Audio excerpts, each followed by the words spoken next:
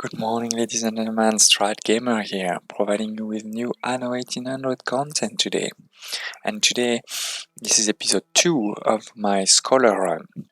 Just to recap, if you haven't seen the first episode, don't hesitate to click on the first video popping up above. The idea is to get as many scholars as we can, but without the export-import. It's a cheat, and if you don't understand why I'm saying that, don't hesitate to check out my video on the world record of 5.6 million inhabitants, mainly scholars, which has been done as soon as basically the DLC was out, which shows that with just a few penny farthing production buildings you can feed the whole world. So it's not really fun. Okay, so in this second episode we're gonna do two things. First, I am sort of halfway through Enbesa, so I'm going to show you my progress in Enbesa, show you a bit what I'm planning, some of the numbers, some of the items I'm using, some of the philosophy. Then the second thing I want to show you is on the old world, so to be precise the Cape, to better understand what I'll be doing in terms of the scholars. So what item I'll be using, why, which local department to use, and also stay tuned because at the end I'll share sort of, it's not a secret, but one thing that I'm planning to do which will help a lot, and that I think many of you may not be thinking about at this point. As always, don't hesitate to share any comments, questions in the comment below. I'd love to hear about it. In particular, don't hesitate to share what you want to see in this next video in this series, so I can cover it. And lastly, before we dive in, please consider subscribing to the channel. If you're into strategy games, city building games, simulation, that's exactly what I cover. So don't hesitate to subscribe so you never miss another video and you help support the channel. And also do tell me which game you want me to cover, because that really helps narrow them down. Okay, so let's start with Enbesa, as I said. So I've covered basically half of the islands. This one, number 2, number 3, number 4, number 5, number 6, number 6 here, and I call it number 8 because I'm gonna make this one number 7 here. And then just so for completionist, so you see there's this one here remaining. This one is a very old one that I used at the beginning when I went through the storyline of Enbesa, and I haven't destroyed it yet. Similarly, at Tamborin capital, I built it like this at the beginning during the storyline. I haven't destroyed it right now. It's sort of my source of wood, or however that called, ones are timber and bricks at this point. And then we also have these 2 islands there to do. And lastly, if you remember in my first video what I told you, this is what I call my reserve. So this is where I'm gonna have a lot of piers, a lot of depots, because everything that's being done in terms of final products, so stew and linen, will go here and then be sent to the Cape or the old world whenever needs to be. I do like this one because, as you'll see, I'm using it here. So yes, half of them, and let's take a quick look at what it means in terms of production now. So again, it's basically these ones. I haven't done the other ones. So we had more than 600 on linseed for the linen. We had almost 500 of teff. We are a bit low on lobster, so we're going to need to make sure that this continues to increase. In particular, as you can see, I'm actually needing more than what I have right now at this point. And spice, almost 400. You can see I'm using almost all of the spice, but overproducing a bit on teff at this point. So we'll need to rebalance that a bit, either in the few next one or also by optimizing a bit more these ones here, 4 to 8. So this is then transform, right? Transform into linen, and it's basically 1-to-1 if I don't remember correctly. Yeah. So linen here, and in flour, spice flour. As you can see, I could make. No, I am making more than what I'm using, because again, I'm not done yet, right? There's also these byproducts from the item we actually just saw. I'll show you just after. And lastly, the spice flour is transformed into stew, right? And again, so right now 268. As you can see, I could make a bit more, but I'm not there yet. And there's nothing else here. So that is the production right now. And if you look here, this is a bit the ratio that you want to target, because for the end product, for the scholars, they will use around 1.8 suit for one stew.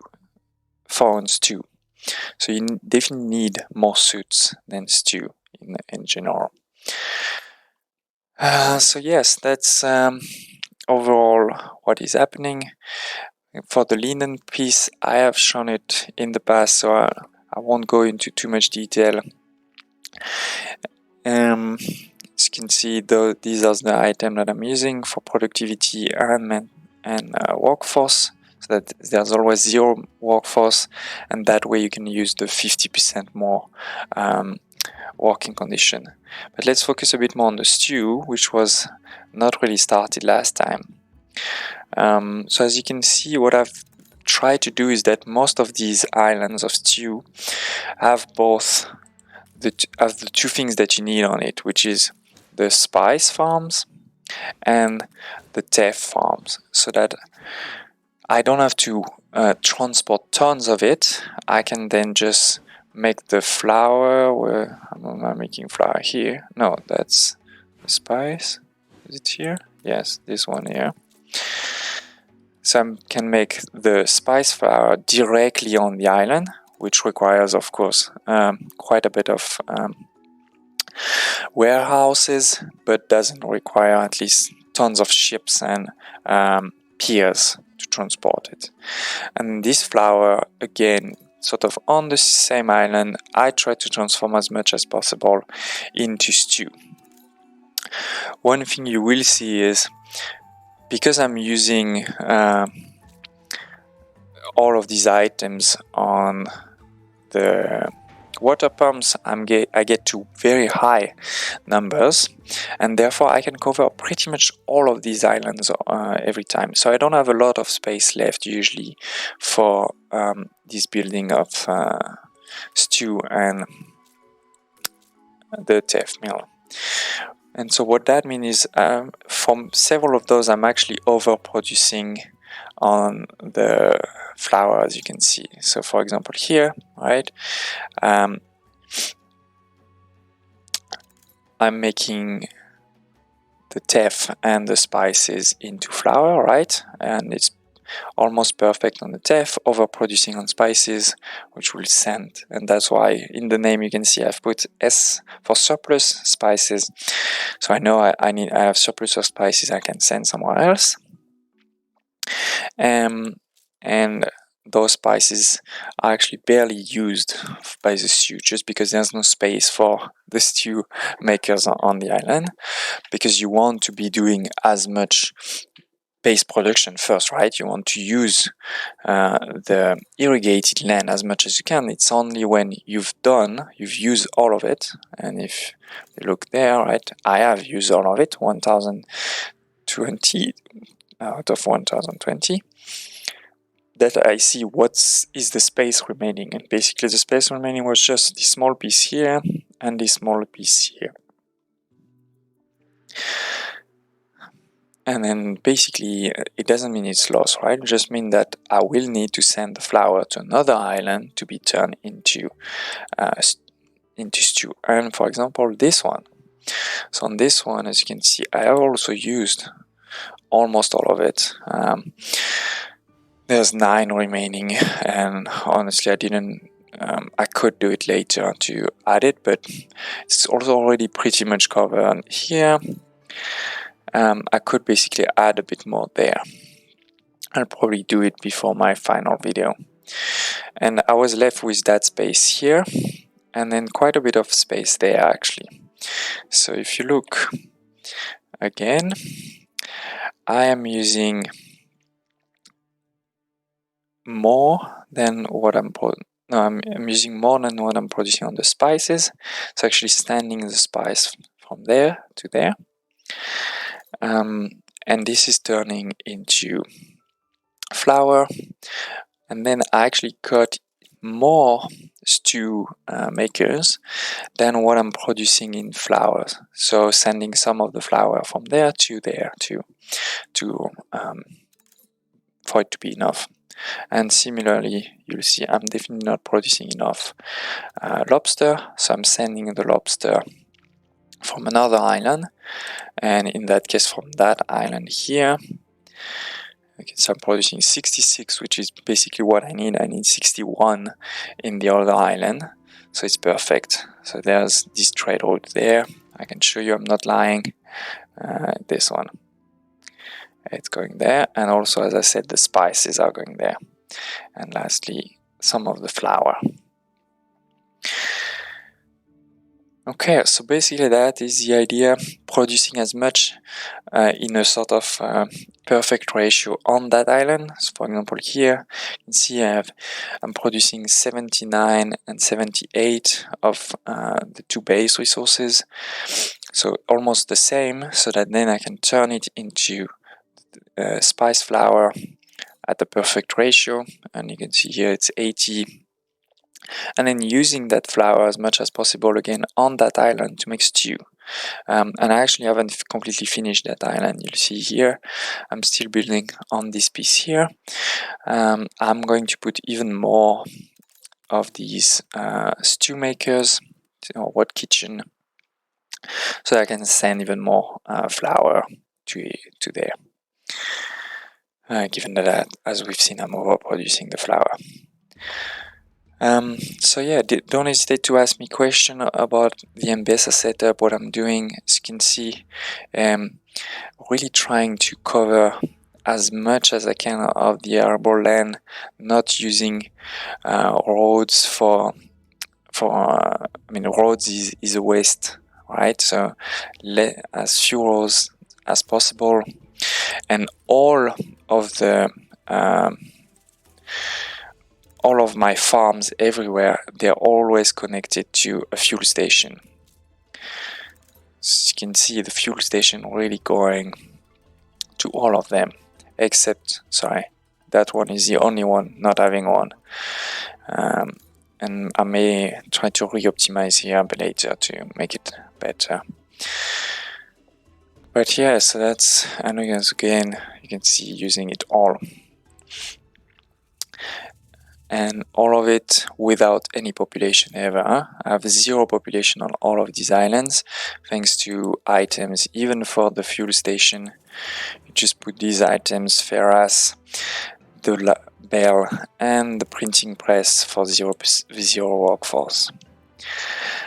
I'm also using items in Arbor Master Office, these 3, the long range bottom troll, Captain Nineveh lobster trap, and our Captain Moby. She's giving us tallow and gold to have 0% again, or 0 workforce for these lobsters farms that I'm trying to put on all my islands. So you can see that's Enbesa. Now let's move quickly to the Cape.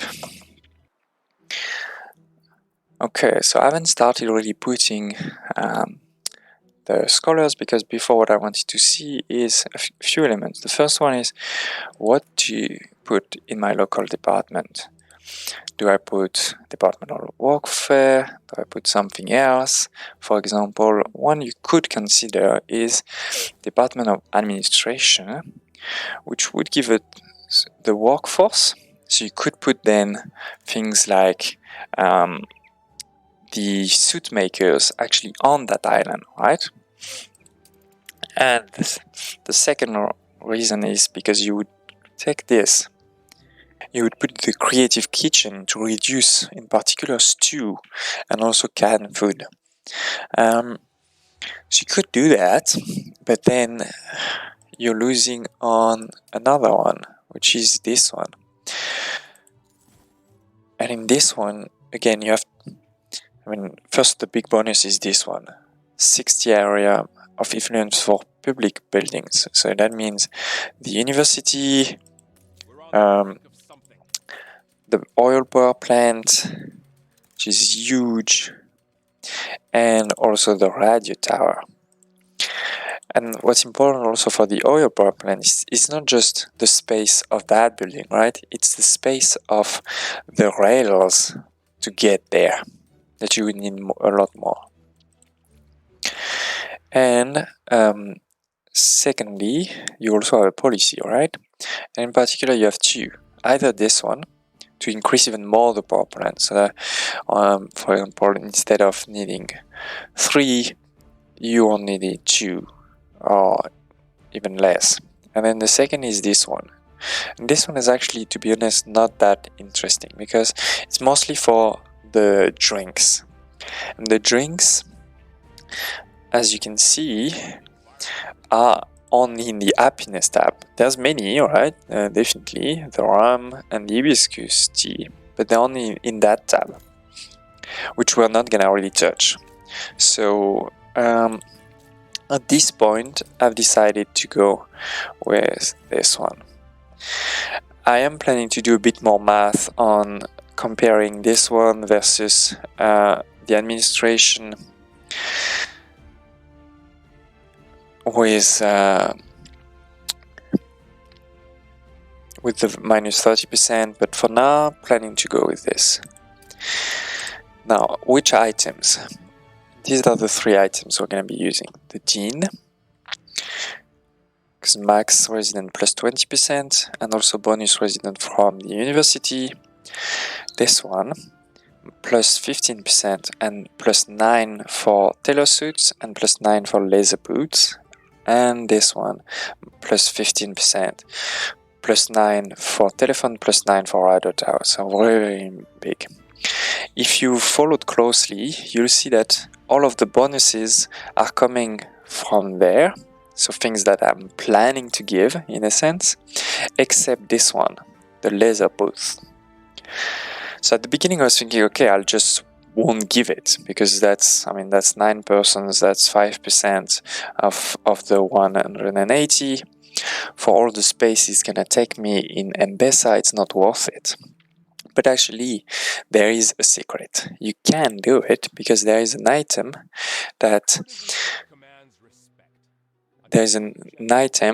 with which you can create boots without anything in Enbesa. You will actually use cows from the old world. You will actually use pigs from the old world. So that's what we're gonna be doing. We're gonna be creating the laser booth to get this 5% bonus from the old world pigs, and on top of that, this item also gives you some suits. So that's also gonna give me a boost there. Okay, here it is, ladies and gents, for the second episode of this series. We are halfway through Enbesa. Don't hesitate to give me any feedback on this, and then as soon as in the next episode, I'm planning to show you Enbesa finished, and including my projection on how many scholars we're gonna target, because I think Enbesa is gonna be our main limiting factor. Don't hesitate to leave any comments, questions, thoughts below. I would love to hear about it, and hope to see you in the next video. Bye.